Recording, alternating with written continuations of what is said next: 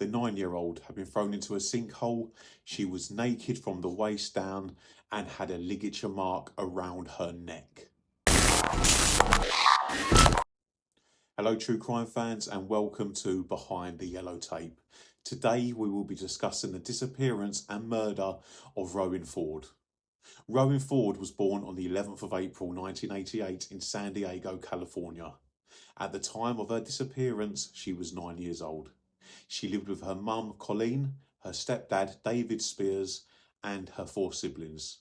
She was a happy child who loved to help people. Also, living in the family home during the summer and autumn of 2007 was Christopher Collins, who was her stepdad's best friend. He slept in the basement of the home. Rowan referred to him as Uncle Chris. Later that year, Christopher moved to a trailer on his family's farm. On the evening of Friday, the 2nd of November, a man, Nathan Maherin, who was a mutual friend of Christopher and David, met them at a farm where they all worked together. The men went to an off-licence to buy alcohol, going back to David's house to drink at 8:30 p.m. Colleen went to work, leaving her daughter in David's care. After Colleen went to work, the 3 men purchased more alcohol and continued to drink. Later that evening, Christopher asked Nathan to drive him home. David went with them, leaving Rowan home alone, sleeping in her bedroom. The 3 men arrived at Christopher's trailer and continued to drink. After an hour, Nathan left, dropping David back home. Colleen returned home at 9 a.m. on the 3rd of November and could not find Rowan. After searching the house, Colleen woke David and asked where her daughter was. David said to her that Rowan was staying with a friend but could not remember what friend. She contacted all the parents of Rowan's friends but could not track her down. At that point, she wanted to call the police, but David insisted Rowan was still at a friend's house. When Rowan hadn't returned by the evening, Colleen contacted the sheriff's department to report her daughter missing. At this time, a large-scale search started. David, Christopher and Nathan were all persons of interest as they were the last people to see Rowan. On the 5th of November, the FBI became involved in the investigation. While Newton County deputies continued to investigate David, the FBI seized and searched his pickup truck. In the meantime, Christopher volunteered for questioning and insisted he knew nothing of the disappearance and offered to help in the search. Later that same afternoon, Wheaton Police Chief Clinton Clark was on a routine patrol. Chief Clark had a personal relationship with Christopher as he had known him for 17 years since Christopher was a young boy and was close with Christopher's parents. Christopher trusted Chief Clark and always went to him for advice. Christopher flagged down Chief Clark and told him Rowan was missing and that he was trying to find her. Chief Clark thought Christopher was acting strange. After this conversation, Chief Clark contacted the FBI to relay the chat. He believed that Christopher knew something about the disappearance and offered to help in the investigation. He was encouraged by the FBI to continue to talk to Christopher due to their relationship. On the 6th of November, the search continued with the focus of the investigation being on Rowan's stepdad, David. He was repeatedly interviewed. At the same time, Christopher confided in Chief Clark, saying he believed David was involved in the disappearance and that he would wear a wire. He started to cry and said that he had always loved Rowan and would never hurt her. On the 9th of November, after a week-long search, Rowan's body was found at the bottom of a large sinkhole called Fox Cave. The sinkhole was 30 foot from a main road and was in a heavily wooded area. Rowan was naked from the waist down. She had a ligature mark around her neck and trauma, blood and tissue damage caused by sexual assault. Chief Clark was contacted by the FBI. They wanted him to tell Christopher that Rowan's body had been found to see his reaction.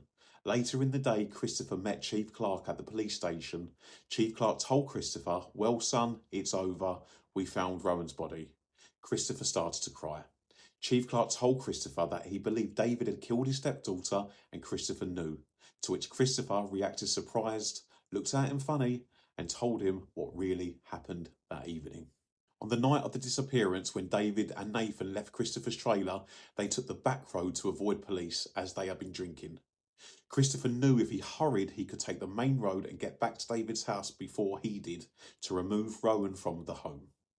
Christopher returned to David's house and took Rowan while she was still sleeping and put her in his pickup truck. She slept the whole way back to his trailer. He put her on his bed and removed her pyjama bottoms. He didn't speak to her so that she didn't recognise his voice and kept all the lights off so she wouldn't see him. After the assault, Christopher took Rowan outside where, in the moonlight, she saw his face. Panicked, he went to his pickup truck and got some rope. He looped it around Rowan's neck and pulled the rope until the 9-year-old stopped moving. He then took Rowan's body to Fox Cave sinkhole and threw her in. Back at the trailer, he discovered blood on the mattress, so he burnt the mattress along with Rowan's pyjama bottoms and the rope used to strangle her in a burn barrel. The confession was surprising to investigators, as they were operating under the assumption that David killed his stepdaughter and that Christopher had knowledge of the event. Due to this revelation, Newton County's deputies questioned David again. This time, David implicated himself, stating that he joined Christopher back at his trailer to also sexually assault Rowan, and claimed he was there when his friend killed her, and he helped his friend dispose of the body. When David's confession was told to Christopher, he denied David had any involvement in the assault or murder of Rowan. Christopher was charged with 1 count of first-degree murder and 1 count of sexual assault and was found guilty on all charges. Christopher was sentenced to death, which he appealed. This was denied. Christopher remained on death row longer than Rowan was alive. An autopsy revealed that Rowan had died from ligature strangulation. She was conscious for 10 seconds, stopped breathing after 2 minutes, and was brain dead 12 minutes later. She was covered in scrapes and bruises inflicted prior to death. She also had significant trauma to her face.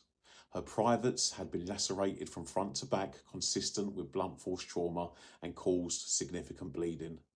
The scum that did this to her was 22 stone and 6'3" tall.